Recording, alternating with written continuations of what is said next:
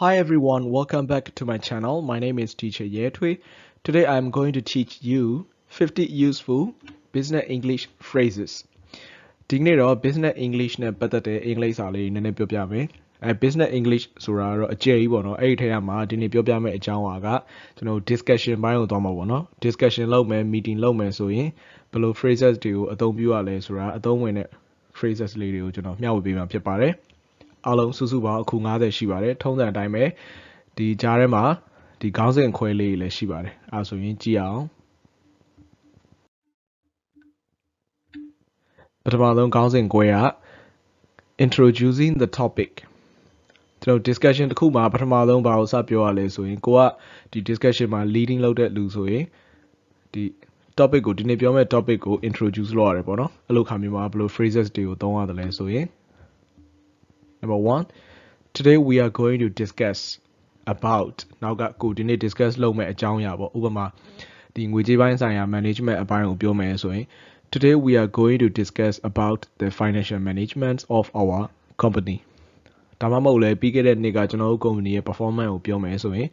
Today we are going to discuss about the performance of our company last year. Okay. လို့ဆိုရင်နံပါတ်1ကြည့်အောင် The goal of our discussion today is ထားပါတော့ The goal of our discussion today is the teamwork in our company or something like that ပေါ့နော်ဒါကတော့ how to introduce the topic in the very simple way ပါ okay ဒါရပြီဆိုရင်နောက်ထပ်ခေါင်းစဉ်ခွဲတစ်ခုက bringing in other people ကိုယ့်ရဲ့ဒီ discussion တွေကိုအခြားလူတွေပါဆွဲထည့်တာပေါ့နော်ဆွဲထည့်တာဆိုတာကိုပြောနေတာတခုတည်းမဟုတ်တော့ဘဲနဲ့အမေဘယ်လိုထင်လဲမရရဘယ်လိုထင်လဲဒီ discussion တွေကိုဆွဲခေါ်လာတာပေါ့အဲ့လိုခါမျိုးတွေမှာဘယ်လိုစကားတွေကိုသုံးရလဲဆိုရင်What's your opinion, Mr. Mark? ဒါကတော့ကို Mr. တို့ဘာကိုထည့်ပေးထားကိုမြန်မာမှာအင်္ဂလိပ်လိုပြောတာရှားလို့ပါတကယ်လို့ထားပါတော့မြန်မာနာမည်ဆိုရင်လည်း What's your opinion ကိုအောင် or something like that ပေါ့နော် Do you agree with Mr. Mark opinion, Mr. Lin? ဒါကတော့ Mr. Lin ကိုလက်မေးလိုက်တာ Mr. Mark ပြောတဲ့အထင် Mr. Mark ရဲ့အထင်မြင်ကိုမင်းသဘောတူလားလို့လက်မေးတာ Mr. Lin ကစကားသိပ်မပြောလို့ဒီ discussion တွေကိုသူ့ကိုပါဆွဲခေါ်တဲ့သဘောပေါ့နော် Do you agree with Mr. Mark's opinion, Mr. Lin? နောက်တစ်ခုက Mr. Lin, what do you think we should do? ဒါ Mr. Lin ကိုပဲမေးလိုက်တာ Mr. Lin, what do you think we should do? ငါတို့ဘာလုပ်သင့်တယ်လို့ထင်လဲတဲ့ဒါလည်းသူ့ရဲ့ opinion ကိုမေးတာနောက်တစ်ခုက Mr. Mark, what are your views regarding this point? This point ဆိုတာအခုလောလောဆယ်ပြောနေတဲ့ဒီ topic ထဲမှာအဲ့ဒီ point လေးပေါ့နော်အဲ့ဒီ point ကိုမင်းဘယ်လိုထင်လဲမင်းရဲ့အမြင်ဘယ်လိုရှိလဲဆိုအောင်မေးတာ Mr. Mark What are your views regarding this point regarding ဆိုတာပတ်သက်လို့ပေါ့နော်သက်ဆိုင်လို့ပေါ့ဒီ point နဲ့ပတ်သက်လို့မင်းရဲ့အမြင်ကဘာရှိလဲလို့မေးတာပါ Okay ဒါကတော့ bringing in other people Okay နောက်ထပ်ခေါင်းစဉ်တစ်ခုထပ်သွားရအောင်နောက်ထပ်ခေါင်းစဉ်တစ်ခုက keeping the discussion moving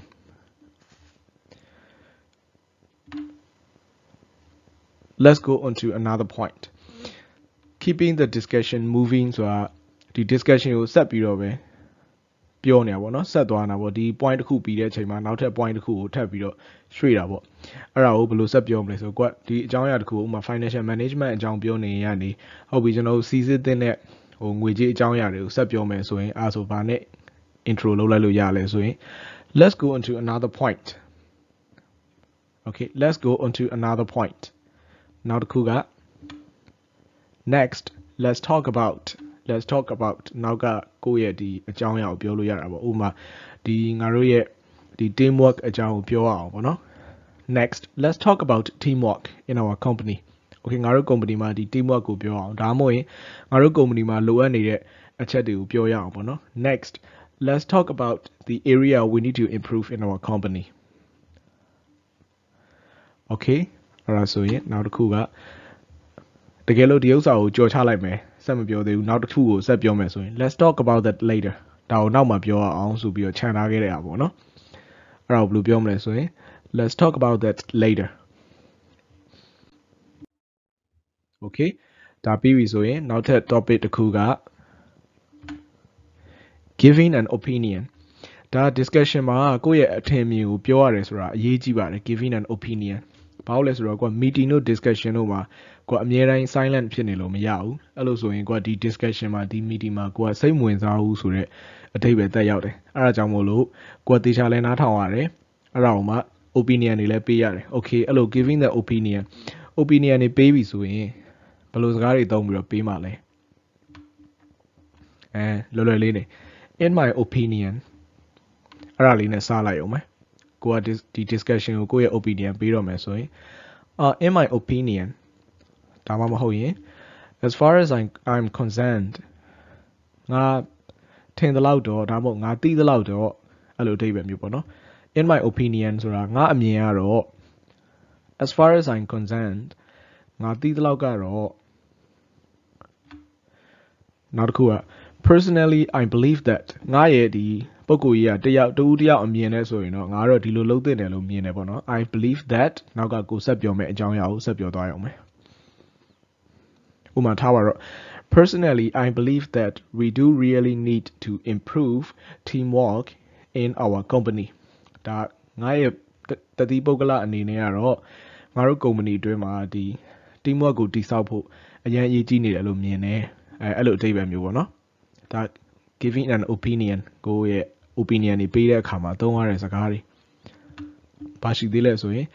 the way I see it is ငါမြင်တဲ့အမြင်ကတော့ဆိုတဲ့အဓိပ္ပာယ်ပါ the way I see it is ဆိုပြီးနောက်ကဆက်သွားလိုက် the way I see it is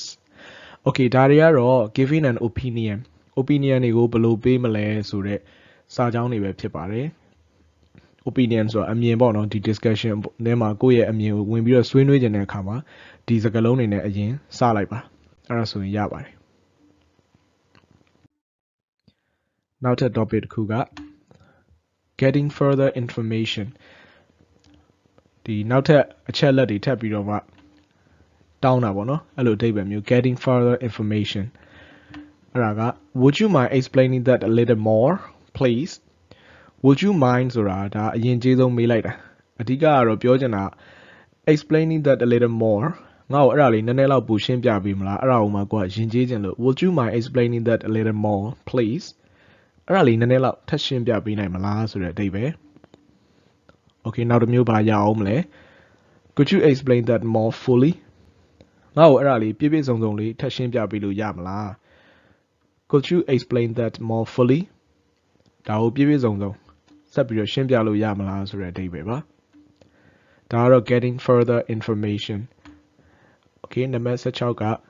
could you tell us a little bit more about that ဟောဒီမှာ a little မပါဘူး a little ထည့်လည်းရတယ်မထည့်လည်းရတယ် could you tell us a bit more about that အဲ့ဒီအကြောင်းလေးငါတို့နည်းနည်းလောက်ထပ်ပြောပြပေးလို့ရလားဒါကိုကစိတ်ဝင်စားသွားလို့ကိုကဒီကနေထပ်ပြီးတော့မှသိချင်တာတွေရှိလို့တောင်းတာ getting further information ဆိုတာသူပြောနေတဲ့ point ပေါ်ကနေမှကိုကစိတ်ဝင်စားသွားလို့ထပ်ပြီးတော့မှဒီ information တောင်းတဲ့အဓိပ္ပာယ်မျိုးပေါ့နော် could you tell us a bit more about that okay ဒါတွေကတော့ getting further information တွေပါအဲ့လိုဆိုရင်နောက်ထပ် topic တစ်ခုက restating an idea restating ဆိုတာပြန်ပြောတာပေါ့နော်ဒီ idea သို့မဟုတ်ဒီ point သို့မဟုတ်ဒီ view တစ်ခုကို restate ပြန်လုပ်တာကိုကထပ်ပြီးတော့ရှင်းပြတဲ့သဘောမျိုးထပ်ပြီးတော့ထပ်ပြောတဲ့သဘောမျိုးပေါ့နော်အဲ့လိုအခါမျိုးတွေမှာဘယ်လိုပြောရလဲဆိုရင် in other words တခြားစကားနဲ့ပြောရရင်တော့ပေါ့နော်မြန်မာလိုဆိုရင်တော့တခြားစကားလုံးနဲ့ဆိုရင်တော့ဘာညာပေါ့ in other words ဆိုပြီးတော့နောက်ကကိုပြောချင်တာကိုဆက်ပြောလို့ရတယ် that is ဆိုပြီးတော့လဲကိုပြောမဲ့စကားကိုနောက်ကနေဆက်ပြောလို့ရတယ်ဒီဥစ္စာဒီစကားလုံးတွေကဘယ်လိုအခါမျိုးတွေမှာသုံးရလဲဆိုကိုကထပ်ပြီးတော့မှဒီ idea ကိုထပ်ပြီးတော့ပို့ပြီးတော့ရှင်းပြချင်တဲ့အခါမှာသုံးရတယ်ကိုကဒီ discussion လုပ်နေရင်သို့မဟုတ် presentation လုပ်နေရင် idea တစ်ခုကိုပြောသွားတယ်ဒါပေမဲ့အဲ့ idea ကိုထပ်ပြီးတော့ရှင်းပြချင်တယ်ဆိုရင် in other words သို့မဟုတ် that is ဒါမှမဟုတ် what I am trying to say is ငါဘာကိုပြောချင်နေတာလဲဆိုတော့အဲ့ဒီပဲမျိုး what I am trying to say is ဆိုပြီးတော့နောက်ကဆက်ပြောလို့ရတယ် နောက်ပြီးတော့ရိုးရှင်းရှင်းလေးပဲ I mean ငါဆိုလိုတာက I mean ငါဆိုလိုတာက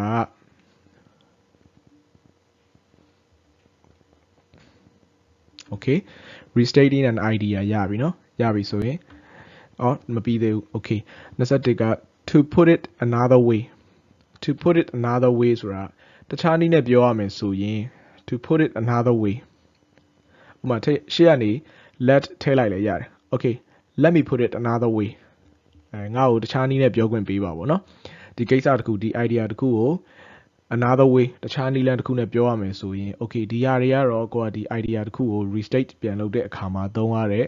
phrases တွေဖြစ်ပါတယ် okay နောက်ထပ် topic တစ်ခုက inquiry about agreement or disagreement ဒါ discussion မှာအရင်အရေးကြီးတယ် agree ဖြစ်လား disagree ဖြစ်လားကိုကမေးရမှာ inquiry ဆိုတာမေးတာပဲ questioning ပဲ asking about agreement or disagreement သဘောတူလားမတူလားကိုမေးတာပေါ့နော်အဲ့လိုသဘောတူလားမတူလားမေးတဲ့အချိန်မှာဘယ်လို phrases တွေကိုသုံးပြီးတော့မှမေးရတယ်လဲဆိုရင်နံပါတ်22 Do you agree Mr. Lin ဒါရိုးရိုးလေးပဲ Mr. Lin သဘောတူရဲ့လား Do you agree Mr. Lin Okay နောက်တစ်ခုက Wouldn't you agree Mr. Mark ဒါကိုသဘောမတူနိုင်ဘူးလား Mr. Mark ဒါ Would you agree Mr. Mark လေရတယ်အဲ့ဒါကိုမှအမေးအငင်းပုံစံလုပ်လိုက်တာ Wouldn't you agree Mr. Mark Mr. Mark သဘောမတူနိုင်ဘူးလား Okay ဒီနှစ်ခုဆိုရင်ရပါပြီဒါ Do you agree Would you agree Okay အဲ့ဒါ inquiring about agreement or disagreement Okay နောက်ထပ် topic တစ်ခုက expressing agreement ခုန agree ဖြစ်လား disagree ဖြစ်လားကိုမေးပြီးပြီအဲ့တော့ကိုက agree ဖြစ်တယ်ဆိုရင်ဘယ်လိုပြောရမလဲပြောရမယ့် phrases လေးကြည့်အောင် Yes that is right ဒါမှမဟုတ် that is correct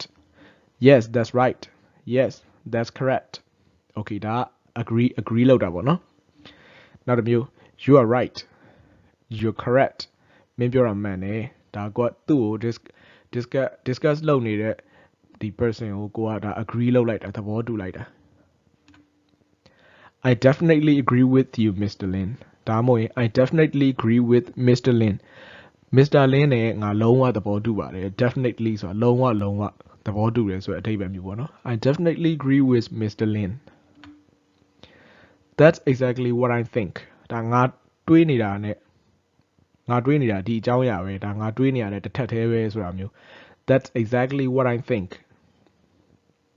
ဒါတွေကတော့ expressing agreement နော် agree ဖြစ်ကြောင်းကျွန်တော်တို့တွေဖော်ပြတဲ့စကားလုံးတွေပါအဲ့လိုဆိုရင်သဘောမတူကြောင်း expressing disagreement သဘောမတူကြောင်းခုနက agree ဖြစ်တဲ့ဟာကိုကျွန်တော်ကဖော်ပြတဲ့အချိန်မှာသိပြီးတော့ဒါမခက်ခဲဘူးဒါကိုကတစ်ဖက်က discuss လုပ်တာကိုကသဘောတူတယ်လို့ပြောတာဒါပေမဲ့သဘောမတူဘူးလို့ပြောတဲ့အချိန်မှာနည်းနည်းလေး tricky ဖြစ်သွားပြီနည်းနည်းလေးခက်ခဲသွားပြီဘာလို့လဲဆိုတော့သဘောမတူတာကိုကျွန်တော်ကရင်းကြေးကြေးပြောရမှာမင်းပြောတာကြီးငါသဘောမကျဘူးလို့ပြောလိုက်လို့မရဘူးအင်္ဂလိပ်မှာလည်းအဲ့လိုပဲကျွန်တော်ကရင်းကြေးကြေးပြောရမယ်အဲ့ဒါတွေကိုဘယ်လို disagree လုပ်မလဲဆိုရင် I don't really agree with him သို့မဟုတ် I don't really agree with her ဒီစကားကိုပြောတဲ့အချိန်မှာအတန်လေးကိုနည်းနည်းလေးပျော့ပြောင်းပြီးတော့ပြောရင်ပိုကောင်းတာပေါ့နော် I don't really agree with him I don't really agree with her okay နောက်တစ်ခုက I'm afraid ဒီ I'm afraid ဆိုတာဓာတ်ရိုက်အနည်းဆုံးဘာသာပြန်မယ်ဆိုရင်တော့အားနာပါတယ်ဆိုတဲ့အဓိပ္ပာယ်မျိုးပဲ I'm afraid I can't agree with his opinion I'm afraid I can't agree with her opinion အားရနာပါတယ်ငါသူ့ရဲ့အမြင်နဲ့ငါသဘောမတူနိုင်ဘူးသူ့ရဲ့အမြင်ကိုငါသဘောမတူနိုင်ဘူးဆိုတဲ့အဓိပ္ပာယ် I'm afraid I can't agree with her opinion Okay I'm afraid ဆိုတာအားနာပါတယ်လို့သုံးရင် I'm afraid ကိုသုံးလို့ရတယ် Okay That's not quite how I see That's not quite how I see it ဒါငါမြင်တဲ့အတိုင်းတော့မဟုတ်ဘူးဒါလည်း disagree လို့ပြောလိုက်တာပဲသဘောမတူဘူးလို့ပြောလိုက်တာငါမြင်တာအဲ့လိုမဟုတ်ဘူးလို့ပြောတာ That's not quite how I see it ငါကတော့အဲ့လိုမမြင်ဘူးလို့ပြောတာပေါ့နော်ဒါ disagree လုပ်တာပဲနောက်တစ်ခုက I can see your point မင်းပြောချင်တာကိုငါသဘောပေါက်တယ် I can see your point ဒါမင်းပြောချင်တာကိုငါသဘောပေါက်တယ်လို့ပြောလိုက်တာ But I don't really agree with it မင်းပြောတာကိုငါသဘောပေါက်တယ်မင်းဆိုလိုချင်တဲ့ point ကိုငါနားလည်တယ်ဒါပေမဲ့ အဲ့ဒါကိုတော့ငါသဘောမတူဘူးဆိုတဲ့အဓိပ္ပာယ် I can see your point but I don't really agree with it okay ဒါကကျတော့ expressing disagreement ကျွန်တော်သဘောမတူကြောင်းကိုပြောရတဲ့ phrases တွေပဲဖြစ်ပါတယ် okay အဲ့ဒါဆိုရင်နောက်ထပ် topic တစ်ခုက seeking clarification seeking ဆိုတာရှာဖွေတာပေါ့နော် clarification ဆိုတာကဒီရှင်းလင်းမှုပေါ့နော်ကိုကဒီရှေ့က discuss လုပ်နေတဲ့အကြောင်းအရာမရှင်းဘူးဆိုရင်ဒါမှမဟုတ်တယောက်ကထပြောနေတဲ့ point ကမရှင်းဘူးဆိုရင်ကိုကပြန်မေးရမှာ clarification လုပ်ရမှာမရှင်းအောင်လို့အဲ့ဒါကိုဘယ်လို phrases တွေသုံးပြီးမေးမလဲဆိုတာမျိုး what do you mean ဒါလွယ်လွယ်လေးပဲမင်းဘာဆိုလိုတာတော့ကိုကသိနားမလဲလို့မေးလိုက်တာ what do you mean sorry I'm not quite sure what you mean sorry စိတ်မကောင်းပါဘူး I'm not quite sure ငါတော့သိမသိကြဘူး what you mean မင်းဘာပြောတာလဲငါတော့သိမသိကြဘူးဒါသူပြောတာကိုကိုသိနားမလဲဘူးလို့ပြောတာ sorry I'm not quite sure what you mean okay နောက်တစ်ခုက I'm sorry I don't quite follow I'm sorry I don't quite follow I'm sorry ငါသိနားမလဲဘူး I don't quite follow ငါသိမလိုက်နိုင်ဘူးပေါ့နော်ငါနားမလဲဘူးမင်းပြောနေတာတွေ okay ရမယ်နော်ဒါ seeking for clarification what do you mean sorry I'm not quite sure what you mean နောက်တစ်ခုက I'm sorry I don't quite follow okay ဒါတွေက seeking for clarification နောက်တစ်မျိုးမေးလို့ရသေးတယ်ဘာလဲဆိုရင် I don't quite understand what you are saying မင်းခုပြောနေတာငါတော့သိနားမလဲဘူး I don't quite understand what you are saying I don't quite understand what you are saying မင်းခုပြောနေရင်ငါသိတော့နားမလဲဘူးဒီနေ့မှာ quite ဆိုတာကသိပြီးတော့ဆိုတဲ့အဓိပ္ပာယ်မျိုးပါဥပမာ quite sure I'm not quite sure ငါတော့သိနားမလဲဘူး I don't quite understand ငါတော့သိနားမလဲဘူး I'm not quite sure ငါတော့သိမသိကြဘူး I don't quite follow ငါတော့သိပြီးတော့မလိုက်နိုင်ဘူး quite ဆိုတာသိဆိုတဲ့စကားအဓိပ္ပာယ်ပါ okay ဒါတွေကတော့ seeking clarification နောက်ထပ် topic တစ်ခုက interrupting ဒါအရေးကြီးတယ် interrupt လုပ်တယ်ဆိုတာကြားဖြတ်တာပေါ့နော်တရားပြောနေတဲ့ discussion ကိုကpoint တစ်ခုကိုထောက်ချင်တယ်ဒါမှမဟုတ်မေးခွန်းတစ်ခုမေးချင်တယ်ဆိုရင်ဒါ interrupt လုပ်ရတော့မှာအဲ့လို interrupt လုပ်တဲ့အချိန်မှာ interrupt လုပ်တဲ့မှကိုက discussion ကိုမနှောက်ယှက်ရကြတာပေါ့နော်အဲ့လို interrupt လုပ်တတ်ဖို့ဒီ phrases လေးတွေကအရေးကြီးတယ် excuse me for interrupting excuse me for interrupting excuse me ဆိုတာဒီနေရာမှာခွင့်တောင်းလိုက်တာပါပဲ excuse me for interrupting ကြားဖြတ်လိုက်တဲ့အတွက်အစိမ်မကောင်းပါဘူးကြားဖြတ်လိုက်ရတဲ့တောင်းပန်ပါတယ် but ဆိုပြီးတော့နောက်ကကိုပြောချင်တာကိုဆက်ပြောရုံပဲဥပမာထားပါတော့ excuse me for interrupting but I have to ask I'm not quite sure what you are saying the point blah blah blah ပေါ့နော်ဘယ် point ကိုတော့ငါကတော့နားမလည်ဘူးအဲ့လိုအဓိပ္ပာယ်မျိုးပေါ့နော် okay နောက်ထပ်တစ်မျိုး sorry to interrupt but interrupt လုပ်ရတာကြားဖြတ်ရတာစိတ်မကောင်းပါဘူးဒါပေမဲ့ဥပမာထားပါတော့ sorry to interrupt but could you explain about the point you have talked a minute ago ထားပါတော့နော်ရှေ့ကမင်းပြောသွားတယ်ပြီးခဲ့တဲ့10 minute လောက်ကပြောသွားတဲ့ point လေးကိုငါ့ကိုပြန်ပြီးတော့ရှင်းပြပေးလို့ရမလားဆိုတဲ့အဓိပ္ပာယ်မျိုးပေါ့နော် okay ဒီ interrupting ရထားပါပဲ okay နောက်ထပ် topic တစ်ခုကdismissing an irrelevant point ဒီမသက်ဆိုင်တဲ့ point တွေကိုဖယ်ထုတ်တာပေါ့နော်တယောက်ကပြောနေနေဟိုခေါင်းစဉ်တွေကလွဲနေပြီ topic တွေကလွဲနေပြီဆိုရင်ဒါ dismiss လုပ်ရတော့မှာအဲ့လို dismiss လုပ်တာဒါပေမဲ့များသောအားဖြင့်ဒီက dismiss လုပ်တာဒီ leader တို့ဘာတို့ကလုပ်တာများပါတယ်ကိုကဒီမှာ leader ဆိုရင်ရှေ့ကလူတယောက်က discuss လုပ်နေတာဒါမှမဟုတ်ဒီ discuss လုပ်တဲ့အကြောင်းအရာပေါ်မှာဝင်ဆွေးနေပြီးတော့ဝင်ဆွေးနေတဲ့သူကတလွဲတွေကြီးပြောနေတယ်ဒီသူပြောတဲ့ point တွေကလုံးဝမသက်ဆိုင်တော့ဘူးဆိုရင်ကိုကဟိုလုပ်ပေးရတော့မှာအဲ့ဒါကိုကြားထဲကဝင်ပြီးတော့မှတတိပေးရတော့မှာပြောရတော့မှာအဲ့လိုခါမျိုးတွေဘယ်လိုပြောရလဲဆိုရင် I'm afraid you are missing the point I'm afraid ဒါခုနလိုပဲเนาะ I'm afraid ဆိုတာအားရနာတယ် you are missing the point မင်းဆိုလိုရင်းပြောင်းနေပြီဆိုတဲ့အဓိပ္ပာယ် I'm afraid you are missing the point အားရနာပါတယ်မင်းဆိုလိုရင်းပြောင်းနေပြီ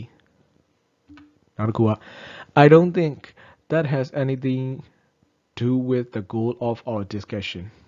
I don't think that has anything to do with the goal of our discussion ငါကတော့အခုငါတို့ပြောနေတဲ့ discussion ရဲ့ goal နဲ့ဘာမှမသက်ဆိုင်ဘူးလို့ထင်တာပဲ အခုမင်းပြောနေတဲ့ဟာငါတို့ discussion ရဲ့ကိုယ်နဲ့ဘာမှမသက်ဆိုင်ဘူးလို့ထင်တာပဲအဲ့ဒီအဓိပ္ပာယ်ပါ I don't think that has anything to do with the goal of our discussion okay အဲ့ဆိုရင်ဒါလည်းရပြီဆိုရင်နောက်ထပ် topic တစ်ခုက making suggestions ဒါ discussion မှာကိုယ်တွေ suggestion ပေးတာအရင်ရေးကြည့်ပါတယ်အဲ့တော့ suggestion ပေးတတ်ဖို့လည်းလိုတယ် suggestion ပေးတတ်ဖို့ဘယ်လို phrases တွေကိုသုံးပြီးတော့မှ suggestion ပေးရမလဲဆိုရင် why don't we သို့မဟုတ် why don't you ဆိုပြီးတော့နောက်ကပြောချင်တဲ့စကားကိုထပ်ပြောလို့ရတယ် why don't you ဆိုတာ suggestion ပေးတာပဲဥပမာ so why don't we spend a little bit more money for our excursions ငါတို့ company ရဲ့ excursion အတွက်ပတ်စံလေးနည်းနည်းလောက်ဘာလို့ပုံမသုံးတာလဲအဲ့လိုမျိုးပေါ့နော်ဘာလို့လဲဆိုတော့ဒီနှစ်မှာငါတို့ company ရဲ့ team work ကိုမြင့်တင်ဖို့လိုနေတယ်အဲ့လိုချိန်မျိုးမှာဒီ key တွေပါထွက်ဖို့လိုတယ်ပေါ့နော် key တွေပါထွက်ဖို့လိုတယ် excursion တွေပါလုပ်ဖို့လိုတယ်ဆိုရင်ဒီ excursion budget ကိုမြင့်ပေးရမယ်ပေါ့အဲ့လိုမျိုးကိုကဒီ suggestion ပေးတယ်ဆိုရင် why don't we spend more money on our excursion in order to build up our teamwork in our company ဘာညာပေါ့ဒါ why don't we သို့မဟုတ် why don't you making suggestion ဒီအကြံပြုတာအကြံပေးတာတွေကိုဒီလိုစကားလုံးတွေသုံးပြီးတော့ပြောရတယ်ပါရှိသေးလဲမဆိုရင် how about ဒါလည်း suggestion ပဲ how about ဆိုပြီးတော့နောက်ကပြောချင်တာကိုဆက်ပြောလို့ရတယ်ဒီလိုလေးလုပ်ကြည့်ရင်ဘယ်လိုလဲ how about နောက်တစ်ခုက I suggest that we သို့မဟုတ် I suggest that you နောက်ကကို suggest လုပ်ချင်တဲ့အရာပေါ့နော်ကိုအကြံပေးတဲ့အကြောင်းအရာကိုဆက်ပြောသွားလိုက်လို့ရတယ်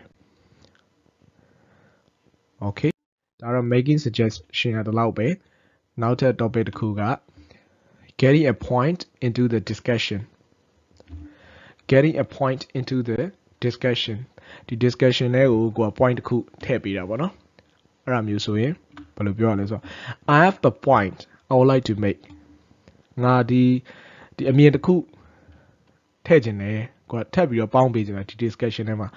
I have a point I like to make I have a point I like to make နောက်တစ်ခုက I like to add something here ဒီနေရာမှာငါတစ်ခုခုပေါင်းပေးခြင်းတယ်ထပ်ပြောခြင်းတယ်ပေါ့နော် I like to ask something here နောက်တစ်ခုက I like to say something about your idea သို့မဟုတ်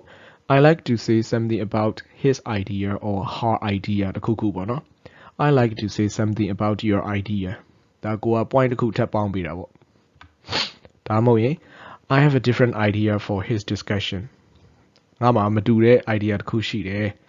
သူ့ရဲ့ဆွေးနွေးချက်နဲ့ပတ်သက်ပြီးတော့ထားပါတော့ I have a different idea for her discussions okay ဒါက getting a point into the discussions ဒီ phrases တွေကကိုကဒီ discussion တွေကို point တစ်ခုထပ်ပြီးတော့ပေါင်းမယ်ထည့်မယ်ဆိုရင်သုံးရတဲ့ phrases တွေဖြစ်ပါတယ် okay နောက်ဆုံးကတော့ဘာလဲဆိုရင် closing the discussion ဒါ discussion ကိုဘယ်လို close လုပ်မလဲပိတ်မလဲဒါကတော့အဓိကကတော့ဒီ leader ကပို့အရေးကြီးတာပေါ့နော် discussion ကိုဥဆောင်တဲ့ဒီ presenter ပေါ့ leader ပြောရမယ့်စကားပါဘယ်လိုပြောမလဲဆိုရင် in conclusion the purpose of this discussion is ထားပါတော့နောက်ကဆက်ပြောလိုက်အောင်မယ်